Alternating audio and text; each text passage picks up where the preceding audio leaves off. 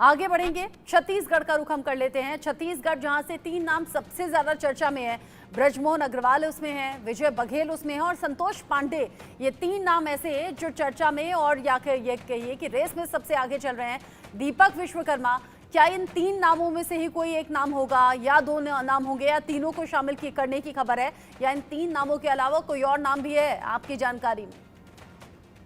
देखिए, यदि छत्तीसगढ़ का इतिहास देखें तो आज से पहले सिर्फ 3 राज्य मंत्री मिले हैं। 3 राज्य मतलब एक एक सरकार के कार्यकाल में एक एक राज्य मंत्री मिला। एक ही बार कैबिनेट का चेहरा मिला है, वो थे रमेश बैस, जो मौजूदा दौर में महाराष्ट्र के गवर्नर हैं। लेकिन इसके इतर यदि समझे, जो 3 नाम चल रहे हैं, इसमें सबसे पहला नाम ब्रजमोहन अग्रवाल का है, दूसरे नंबर पे आते हैं विजय बघेल और तीसरे नंबर पे आते हैं संतोष पांडे।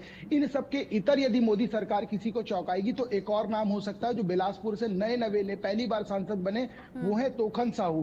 क्योंकि साहू समाज बहुत अग्रणी है दोनों बार सत्ता में। यदि विधानसभा चुनाव देखें तो साहू समाज ने एक तरफा वोट किया, इसलिए जो भारतीय जनता पार्टी 15 सीटों पर सिमट गई थी, वो भारतीय जनता पार्टी दोबारा सत्ता में आई, वो भी 54 सीटें लेकर। इस बार भी जो लोकसभा का चुनाव है, लोकसभा के चुनाव में 9 से सीटें बढ़ के 10 हो गई। लेकिन जो वोट प्रतिशत समझा जाए या जातिगत समीकरण को समझा जाए तो सबसे ज्यादा जो वोट किया है वो साहू समाज ने किया है। तो समझा जा सकता है यदि सीनियरिटी पे जाया जाएगा तो 8 बार के विधायक हैं ब्रजमोहन अग्रवाल, मध्य प्रदेश के समय से वो विधायक रहे, मंत्री रहे। उसके बाद यदि अब समझा जाए तो सबसे पहला नंबर उनका लगेगा। यदि उन तीनों का नंबर नहीं लगता है और जातिगत समीकरण को समझा जाए तो एक चौंकाने वाला नाम हो सकता है, वो नाम होगा तोखन साहू का। लेकिन 2-3 मंत्रालय नहीं मिलेंगे, एकमात्र मंत्री बनाया जाएगा जो मौजूदा स्थिति बन रही है। क्योंकि आज से पहले 4 बार छत्तीसगढ़ से मंत्री बने, 3 बार राज्य मंत्री और एक ही बार कैबिनेट का दर्जा मिला है। तो इन सब समीकरणों के ब्रजमोहन आधार पर अग्रवाल यदि आप कह समझा रहे हैं जाए सबसे मजबूत नाम है, लेकिन कुछ नाम ऐसे